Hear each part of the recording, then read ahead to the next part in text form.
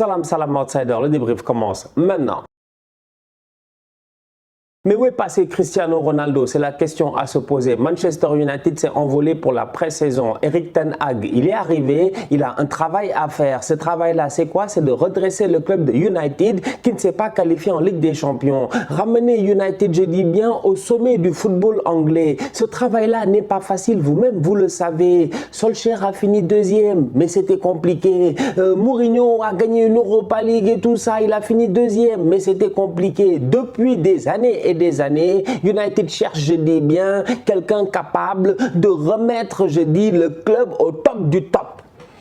Maintenant, Ten Hag, il arrive, c'est sa première saison, c'est sa première pré-saison, mais il a un problème, il a un gros problème, et ce problème-là s'appelle Cristiano Ronaldo. Franchement, soyons très sérieux, Cristiano Ronaldo, c'est un top player, c'est un top player, c'est-à-dire qu'aujourd'hui, moi, je vois des débats en ligne, je me dis, mais c'est pas possible, les gars, ils aiment Messi, mais ils n'aiment pas le football. Cristiano Ronaldo, sincèrement, certes, il n'a pas les 7 ballons d'or, mais Cristiano Ronaldo, vous devez le respecter, vous devez le respecter, c'est un très grand joueur de football. C'est un très grand athlète. Cristiano Ronaldo, c'est un top performeur, je dis bien. Il nous a bluffé constamment pendant des années et des années. On peut le traiter d'égoïste, on peut le traiter de quoi que ce soit, mais footballistiquement parlant, je ne pense pas qu'on puisse beaucoup débattre. Donc partant de ce postulat-là, mettant ça de côté, on est d'accord sur le fait que le gars, c'est une légende. Mais d'un autre côté, Manchester United aujourd'hui, ils ont un problème.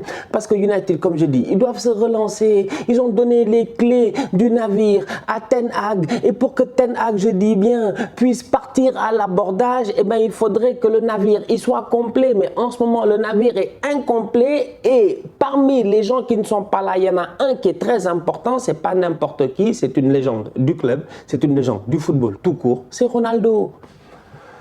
C'est difficile, franchement. On nous dit que, ouais, non, apparemment, en ce moment, il a des problèmes de famille et tout. C'est pour cela qu'il est au Portugal. Je comprends. Et à un moment donné, soyons très sérieux, on n'est que des êtres humains. Il paraît même, apparemment, si je ne me trompe pas, que sa maman était malade durant la dernière année. Donc, s'il est là-bas pour des raisons familiales, c'est un être humain. C'est normal qu'il soit là-bas. Il n'y a aucun problème par rapport à cela. Cependant, à côté, le même été, on ne peut pas nier le fait que quand même, il ne veut pas jouer l'Europa League. Donc vu qu'il ne veut pas jouer l'Europa League et que l'autre Ten Hag a une équipe à construire, il doit faire avancer les choses, il y a quelque chose qui ne marche pas. Et en plus, on voit que l'agent de Cristiano, on voit Mendes en train de faire le tour de l'Europe pour essayer de lui trouver une porte de sortie en Champions League. Mais on voit aussi que c'est compliqué. Je vous dis, aujourd'hui, je suis désolé, franchement, je suis désolé, mais Cristiano Ronaldo, Manchester United, c'est en train de mal finir et c'est dommage. C'est dommage parce que c'est une histoire qui a très bien commencé. C'était une très belle histoire de football. C'est une histoire, je dis bien, où le boy, il gagne son premier ballon d'or. Et aujourd'hui, ça va finir, je dis bien, comme du n'importe quoi, comme une histoire de tocard. Franchement, on va être très sérieux. Malgré le fait qu'il y a des problèmes familiaux et tout ça, ça c'est la vie privée, il n'y a aucun problème. Le fait que Cristiano ne soit pas prêt aujourd'hui à jouer l'Europa League avec Manchester, à essayer, je dis bien, de relever ce dernier gros challenge-là, ça me pose problème. Je suis désolé. Franchement, je suis désolé. En plus de ça, on lui cherche des portes de sortie à gauche et à droite. Là, les gars n'en trouvent pas. Tu vas à Chelsea, tu parles à Ted Boehly, il te dit que ouais, peut-être que c'est intéressant, tout ça. Ouais, c'est vrai, Cristiano, on peut, etc. Tu vas voir Tourelle, il se pose des questions. Je suis convaincu qu'il se pose des questions. Parce qu'à la fin de la journée, malgré le fait que le gars soit un top player, un très grand joueur, bah, tu as 37 ans, bientôt 38 ans, tu te mets à réfléchir à savoir, toi en tant que coach, où est-ce que tu veux aller? Tu veux peut-être des joueurs plus jeunes, tu veux construire vers le futur, voilà, tu vas pas t'hypothéquer pour Cristiano. Donc c'est compliqué de te trouver aujourd'hui un point de chute. En plus de ça, le salaire, il est énorme. Ça, c'est pas problème parce que marketingment parlant, il vaut ça. Donc le salaire, il faut le payer, il n'y a pas de problème. Mais est-ce que les gars sont prêts à le payer pour lui? En sachant qu'il y a quand même énormément de jeunes joueurs qui sont aujourd'hui là, qui traînent et tout, et qu'il y en a d'autres qui peut-être mériteraient leur chance. C'est-à-dire qu'aujourd'hui, on arrive à la fin d'un feuilleton qui me fait mal. Parce que comme je dis, je vois les gens en ligne, ils ne respectent pas Cristiano. Ils parlent de Cristiano, on dirait que Cristiano, c'est le tocard des tocards. Je dis, mais vous êtes sérieux, vous? Quand même, franchement, gérez-vous. Gérez-vous. Franchement, gérez-vous. Faites des des efforts. Faites des efforts. Arrêtez de faire les tocards. Arrêtez de faire les tocards. Cristiano, c'est une légende. C'est juste que là, cette fin-là, c'est dommage. Elle m'énerve. Elle m'énerve cette fin-là, elle m'énerve parce que non, ça ne doit pas se passer comme ça. Il doit rester à Manchester United, travailler avec Ten Hag. Et en plus de ça, Ten Hag, le pauvre, si tu regardes bien dans sa communication, tu sens réellement que lui, avant de venir dans le club, avant d'arriver, je dis bien, pour commencer à travailler, il a eu à communiquer avec Cristiano. Tout allait bien normalement, il n'y avait pas trop de débat. Je ne pense pas que Cristiano lui ait dit qu'il avait envie de quitter. Donc là, maintenant, lui, il se retrouve à un moment où il doit reconstruire son équipe.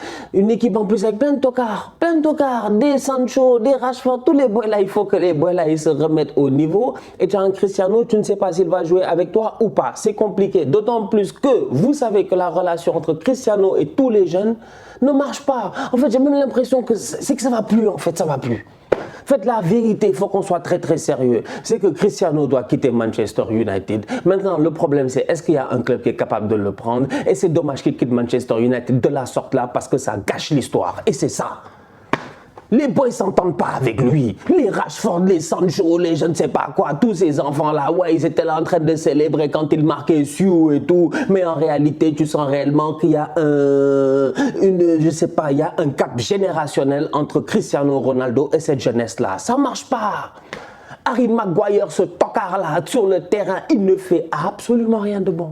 Absolument rien de bon. Il n'a jamais rien fait de bon, Harry Maguire. Soyons très très sérieux, franchement. C'est pas un joueur qui vaut 90 millions, mais c'est pas grave, on va passer sur cela. C'est même pas un joueur qui vaut 2 euros. Harry Maguire, aujourd'hui, il like des publications parce que, effectivement, apparemment, Cristiano Ronaldo serait fâché du fait que, parce que United ne se qualifie pas en Ligue des Champions, les salaires seront coupés de 25%.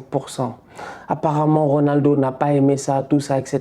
Maguire, il like ça. Tu sens réellement cette tension-là entre Maguire, certains jeunes et Cristiano Ronaldo. Donc moi, dans tout ça là, je pense à Ten Hag.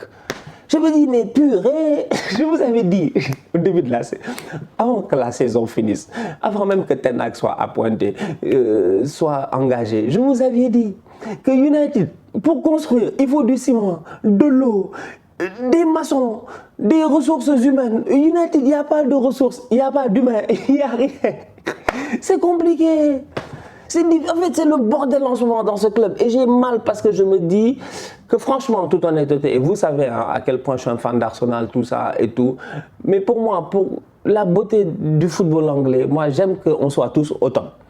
Moi j'aime ça, qu'on soit tous là, que Arsenal soit bien, United soit bien, Tottenham soit bien, même si je les aime pas, comment ça s'appelle, Chelsea soit bien, bon Liverpool et City ces derniers temps ils sont toujours bien, mais ça fait du bien en fait de voir tout le monde en train de se pousser et tout, après t'as les West Ham, Leicester qui viennent, qui foutent le bordel, tout ça, c'est ça la beauté du championnat. Mais Manchester United aujourd'hui je regarde et je me dis Ten Hag, on lui a donné presque une mission qui s'annonce déjà compliquée avant même de commencer. Avant même de commencer, il y a une photo qui traîne là sur le net, tu vois les gars, la photo en noir et blanc, la photo a du flow, mais l'effectif n'a pas de flow. Mais c'est terrible, franchement. Boy Malacia, tout ça, on va voir ce que ça va donner, sincèrement. Elanga, bon, il est très très chaud et tout. Sancho, Rashford, faut qu'il se réveille, faut qu'il se gère, franchement. Marcus Rashford, ça a été compliqué. Là, tu le vois, dourag, moustache, barbe, tout ça, tu sens qu'il est fâché. Montre-nous-le sur le terrain. Sancho, sa fin de saison était pas mal. J'espère qu'il va continuer, je dis. En tout cas, il faut que cet effectif-là, il se gère. Il faut que les boys, ils se gèrent. Il faut que Manchester United se gère. Parce qu'aujourd'hui, je suis désolé, le feuilleton Cristiano Ronaldo, là, c'est en train de plomber un tout petit peu l'ambiance dans ce club. C'est pas facile. C'est très compliqué. Que va faire Cristiano Ronaldo? Que veut-il faire? Où va-t-il aller? Va-t-il trouver une porte de sortie? Ne va-t-il pas trouver une porte de sortie? Et s'il ne trouve pas de porte de sortie, est-ce qu'il revient? Est-ce qu'il joue? Est-ce qu'il ne joue pas? Est-ce qu'on le met sur le banc? Si on ne le met pas sur le banc, est-ce qu'il se plaint? Est-ce qu'il se fâche? Il lui reste quand même 1 an de contrat. Il se passe quoi?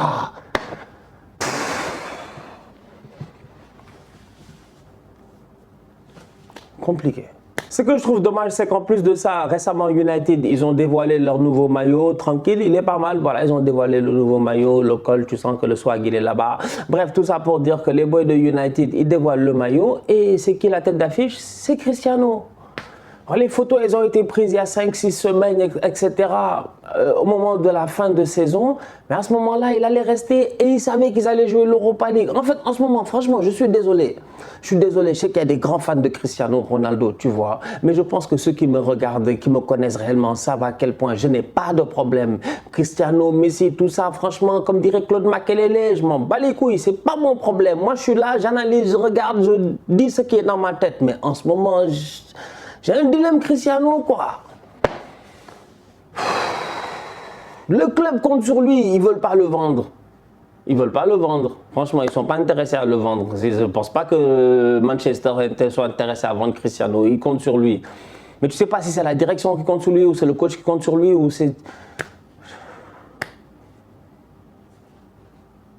Non, la situation est assez compliquée. La situation est assez compliquée. Et j'espère qu'il va trouver une porte de sortie parce que là, tout le monde a refusé. Ouais, franchement, même le Bayern.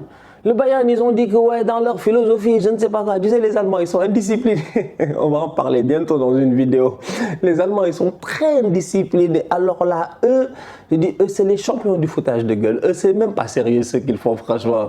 Mais en tout cas, ils ont recalé Cristiano, hein, les Oliver Kahn, tout ça, en disant que voilà, ça rentre pas dans leur philosophie. Bon, même s'il aurait pu peut-être remplacer éventuellement Lewandowski, c'est compliqué. Comme je dis, en termes de salaire, en termes d'âge et en termes de système de jeu que tu vas mettre en place pour combien de temps? Pour 1 an, pour 2 ans, autour d'un joueur qui est lourd, mais qui en réalité, je ne sais pas. C'est-à-dire que le timing est dommage. Je ne sais pas, peut-être qu'il aurait dû rester à la Juve. Peut-être qu'il aurait dû rester à la Juve. Dites-moi, s'il vous plaît, qu'est-ce qu'il aurait dû faire? En fait, je ne sais pas. En fait, je pense qu'il n'aurait pas dû aller à United.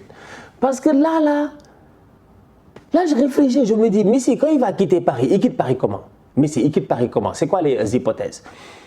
Bon, il joue, il se blesse, c'est compliqué, saison difficile, etc. Il en a marre, il demande à rompre son contrat à l'amiable, il se barre. Son contrat se termine, il se barre. Il joue plus, c'est difficile, il commence à faire le forcing avec le club et tout, il nous fatigue tous, tout le monde se fâche, on le clash. En fait, je sais pas, je réfléchis en fait au scénario auquel Messi pourrait quitter le PSG dans les... Paris finit 5e du championnat, ils vont pas en Ligue des Champions, Messi dit lui, il joue plus. Mais bon, dans ce cas de figure-là, tout le monde ne jouera plus. Mbappé ne jouera plus, Neymar ne jouera plus. Et puis bon, il y a moins de chances que ça se passe parce que l'effectif est quand même fort. Et quoi qu'il arrive, c'est l'effectif de Kylian. Donc, c'est difficile. Je sais pas. Je vous jure que le cas Ronaldo, là, pour moi, c'est le cas de l'été. En fait, on n'en parle pas assez, mais c'est le cas de l'été. Franchement, c'est le cas de l'été. On va voir ce qui va se passer. La famille, on se capte très très bientôt pour un nouveau débrief. D'ici là, on continue à liker, on continue à partager, on s'abonne, on s'abonne, on s'abonne. On est ensemble, on reste en santé, c'est le plus important. Tous outsiders.